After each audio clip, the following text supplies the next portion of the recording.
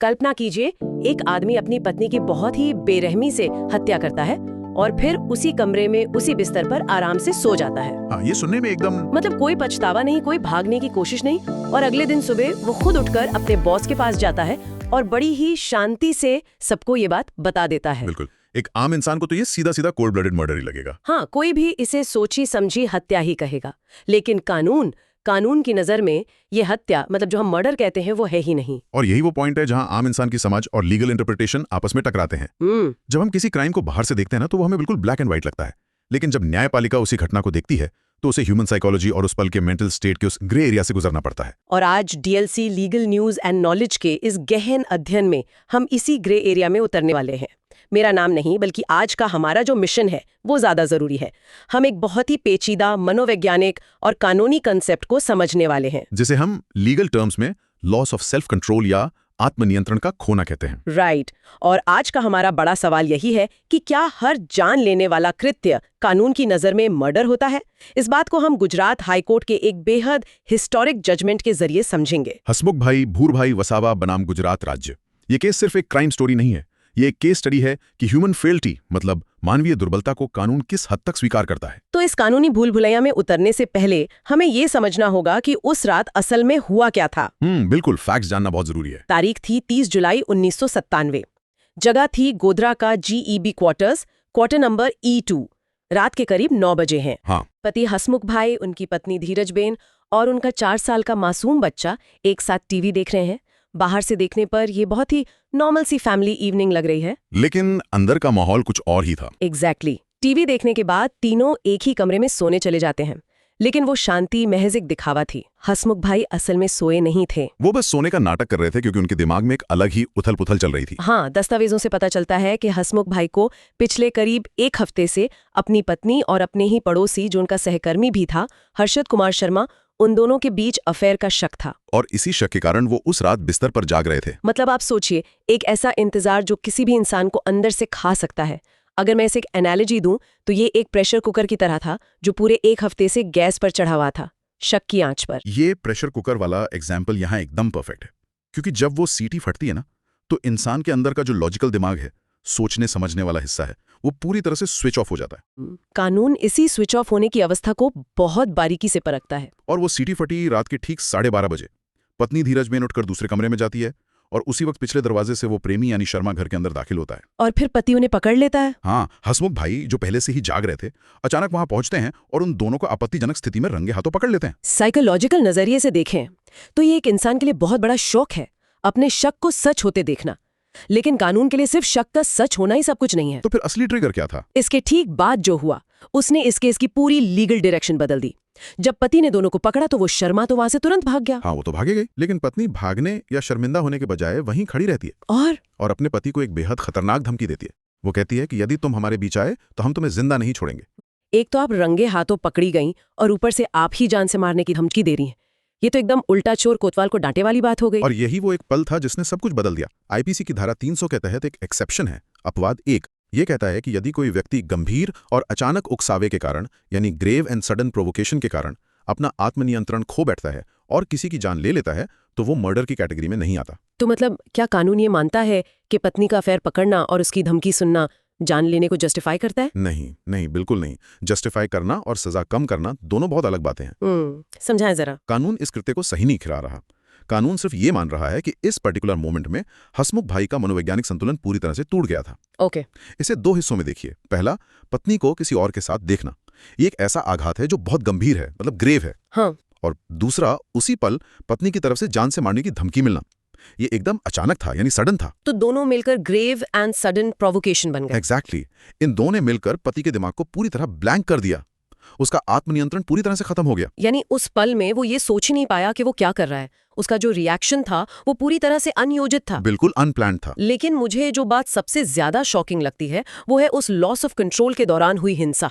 मतलब वो क्रोध में इतना अंधा हो जाता है कि वो अपनी पत्नी को बेतहाशा मुक्के और लात मारता है। हाँ, बहुत ही ब्रूटल अटैक था। उसे पकड़कर दीवार पर दे मारता है और फिर पास ही चूल्हे में रखे लकड़ी के एक साधारण गुटके को, जिसे चौक कहते हैं, उसे उठाकर उसके सिर पर वार कर देता है। यहाँ जो वेपन का चुनाव है ना, उस पर ध्यान दीजिए।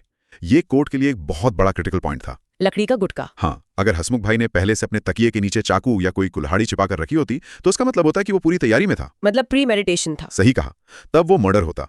लेकिन उसने जो हथियार इस्तेमाल किया वो बस चूल्हे की एक लकड़ी थी जो उस वक्त अचानक उसके हाथ में आ गई। तो ये साबित करता है कि मारने की कोई पहले से प्लानिंग नहीं थी। बिल्कुल। ये तो समझ आता है कि हथियार अचानक हाथ लगा, लेकिन इसके बाद जो हुआ वो तो किसी के भी रोंगटे खड़े कर दे। इतनी भयानक हाथापाई के बाद पत्नी जमीन पर गिर जाती है और हसमुख भाई वापस जाकर सो जाता है। रात के करीब 2:45 बजे जब वो पानी पीने के लिए उठता है और अपनी पत्नी को हिलाता है, तब उसे पता चलता है कि वो मर चुकी है। कोई इंसान इतनी क्रूरता से मारने के बाद शांति से सो कैसे सकता है? ये थोड़ा साइकोपैथिक नहीं लगता? एक आम इंसान के नजरिए से ये बहुत अजीब लग सकता है, लेकिन अगर आप क्रिमिनल साइकोलॉजी को समझें तो ये एक एड्रेनलिन क्रैश का क्लासिक एग्जाम्पल है। Adrenaline crash? हाँ, जब इंसान अत्यधिक गुस्से में या फाइट मोड में होता है तो शरीर में एड्रेनलिन का भयंकर उफान आता है, और जब ये अचानक शांत होता है तो शरीर और दिमाग पूरी तरह से शट डाउन हो जाते हैं। ओह, तो वो शॉक में था? बिल्कुल, वो मजे से सोया नहीं था, वो फिजिकली और मेंटली कोलैप्स हो गया था। ये तो बहुत ही नया पर्सपेक्टिव है। और अदालत भी शायद भावनाओं में बहने के बजाय ऐसे ही मेडिकल फैक्ट्स पर चलती है। हाँ, और इस केस में मेडिकल एविडेंस ने बहुत बड़ी भूमिका निभाई। मैंने पढ़ा था कि PW1 डॉक्टर रमेश चंद्र की पोस्टमार्टम रिपोर्ट काफी अहम थी। बहुत अहम थी। रिपोर्ट के मुताबिक धीरज बहन की मौत का मुख्य कारण लिवर का फटना यानी रप्चर्ड लिवर और 5वीं और 8वीं पसली में फ्रैक्चर था। बाप रे। डॉक्टर ने कोर्ट को साफ बताया कि ये चोटें किसी तेज धारदार हथियार से नहीं आई थी, ये सब मुक्कों, लातों और दीवार से टकराने का नतीजा था। तो कोर्ट ने मान लिया कि ये एक हाथापाई थी, मर्डर नहीं। कोर्ट के लिए ये एक बहुत बड़ा सबूत था कि ये कोई कैलकुलेटेड हत्या नहीं बल्कि अचानक हुई हाथापाई थी। लेकिन घटना के बाद जो हुआ वो इस केस को और भी ज्यादा दिलचस्प बना देता है। सुबह के 4 बज रहे हैं, हसमुख भाई अपने वरिष्ठ अधिकारी जयंतीलाल के पास जाता है, जो कि PW3 थे इस केस में। हाँ, उनसे गाड़ी मांगता है और सीधे सीधे कबूल करता है कि उसने अपनी पत्नी को मार दिया है। फिर सुबह 6 बजे सिविल अस्पताल के एम्बुलेंस ड्राइवर वसंत कुमार के सामने भी वो बिल्कुल यही कहानी दोहराता है। मैं सोच रही थी, क्या पुलिस के अलावा किसी आम इंसान के सामने अपना जुर्म कबूल करना कानून में कोई अहमियत रखता है? बहुत अहमियत रखता है। एविडेंस एक्ट की धारा 24 के तहत इसे स्वैच्छिक अतिरिक्त न्यायिक स्वीकृति कहते हैं। मतलब एक्स्ट्रा जुडिशियल कन्फेशन। हाँ, वॉलंटरी एक्स्ट्रा जुडिशियल कन्फेशन। लेकिन अक्सर हम सुनते हैं कि कोर्ट इस तरह के कन्फेशंस को ज्यादा भाव नहीं देती, क्योंकि बाद में कोई भी कह सकता है कि मुझ पर दबाव डाला गया था। आप बिल्कुल सही कह रही हैं। अदालतें इसे लेकर बहुत सतर्क रहती हैं, लेकिन इस केस में अदालत ने इसे बहुत ही रिलायबल एविडेंस माना। क्यों? इसमें ऐसा क्या खास था? इसके 3 कारण थे। पहला, यह घटना के कुछ ही घंटों के भीतर किया गया था। उसके पास कोई झूठी कहानी घड़ने का समय ही नहीं था। लॉजिकल है। दूसरा, उसने ये पुलिस के डर से नहीं बल्कि अपने बॉस और एक अनजान ड्राइवर के सामने किया। वहां कोई दबाव या लालच नहीं था। और तीसरा ये कि दोनों गवाहों के बयानों में एकदम एकरूपता थी, कोई कॉन्ट्रडिक्शन नहीं था। मतलब वो पूरी तरह से सच बोल रहा था। लेकिन सच छिपाने की बात तो छोड़िए, उसने जो अगला कदम उठाया वो तो शायद इस केस का सबसे अनोखा दस्तावेजी साक्ष्य है। आप डबल FIR की बात कर रही हैं? हाँ, डबल FIR। मतलब आरोपी ने एक ही समय पर पुलिस स्टेशन में जाकर 2 अलग अलग FIR दर्ज कराई। ऐसा लीगल हिस्ट्री में बहुत कम देखने को मिलता है। उसने पहली FIR खुद के खिलाफ दर्ज कराई, अपनी पत्नी की हत्या की जिम्मेदारी लेते हुए, और उसी वक्त उसने दूसरी FIR दर्ज कराई शर्मा के खिलाफ, धारा 452 और 323 के तहत। हाँ, घर में जबरन घुसने और मारपीट के आरोप में। एक आम इंसान के तौर पर मुझे ये बहुत अजीब लगता है, कोई अपने ही खिलाफ केस दर्ज करा रहा है और साथ में दूसरे को भी घसीट रहा है। इसका क्या मतलब है? इसका सीधा मतलब है कि उसका दिमाग उस वक्त भी उसी रात की घटना में अटका हुआ था, और ये डबल FIR डिफेंस के लिए एक बहुत बड़ा हथियार बन गई। वो कैसे? क्योंकि इसने पुलिस के रिकॉर्ड में ये ऑफिशियली दर्ज कर दिया कि उस रात कमरे में एक तीसरा इंसान शर्मा मौजूद था। अच्छा, तो उकसावे का कारण साबित हो गया। एग्जैक्टली। ये सिर्फ हसमुख भाई की मनगढ़ंत कहानी नहीं थी, ये एक डॉक्यूमेंटेड फैक्ट बन गया। लेकिन यहीं पर बचाव पक्ष ने एक बहुत बड़ा कानूनी दांव खेलने की कोशिश की, जो उन पर ही भारी पड़ गया। सेल्फ डिफेंस का दावा? हाँ, उन्होंने अदालत में कहा कि हसमुख भाई ने जो कुछ भी किया वो आत्मरक्षा में किया। आरोपी ने खुद सेक्शन 313 के तहत बयान दिया कि पत्नी ने धमकी दी थी, इसलिए उसने अपनी जान बचाने के लिए हमला किया।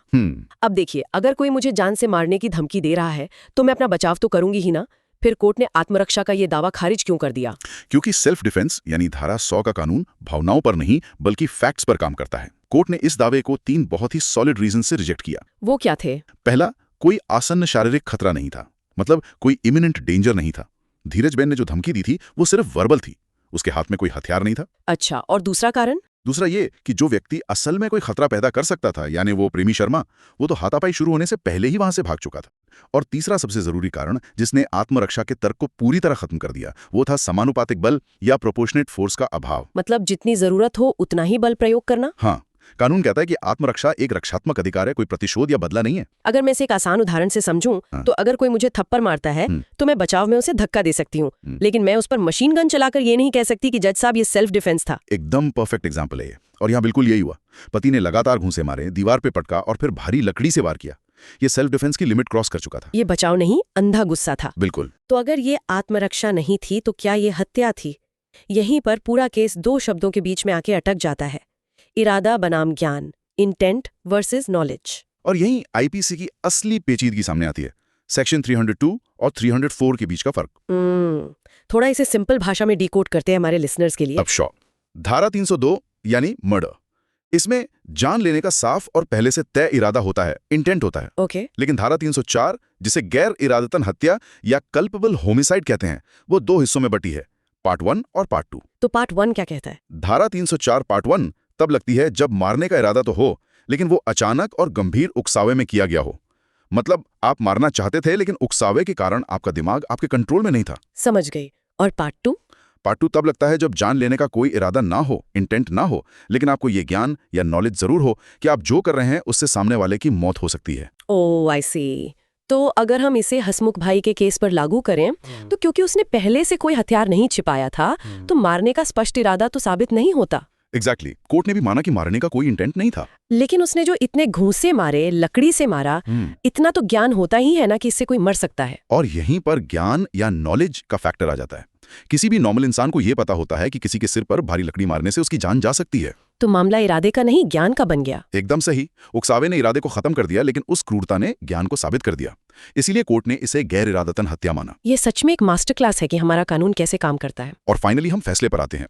गुजरात हाईकोर्ट ने इसे धारा 304 पार्ट 2 का क्लासिक मामला माना और आरोपी हसमुख भाई को 5 वर्ष के कठोर कारावास की सजा सुनाई। ये फैसला अपने आप में एक नजीर है जो दिखाता है कि न्याय और ह्यूमन फ्रील्टी के बीच बैलेंस कैसे बनता है। इस पूरी चर्चा का सार यही है कि आईपीसी कोई रोबोटिक रूल बुक नहीं है। इसका अपवाद एक यह मानता है कि एक्सट्रीम सिचुएशंस में इंसान का मनोवैज्ञानिक संतुलन टूट सकता है। और कानून इस मानवीय दुर्बलता के लिए थोड़ी सहानुभूति दिखाता है। इसीलिए सजा कम होकर 5 साल हो गई। लेकिन कानून किसी की जान लेने को पूरी तरह माफ नहीं करता। अकाउंटेबिलिटी हमेशा तय होती है। सहानुभूति है लेकिन माफी नहीं। ये इस केस को बहुत अच्छे से समराइज करता है। अब समझ आता है कि कानून में सब कुछ ब्लैक एंड व्हाइट क्यों नहीं होता। बिल्कुल, मनोविज्ञान और इरादे की परतें बहुत गहरी होती हैं। तो आज के इस गहन अध्ययन में हमारे साथ जुड़ने के लिए बहुत बहुत धन्यवाद। मिलते हैं अगली बार एक और दिलचस्प केस के साथ।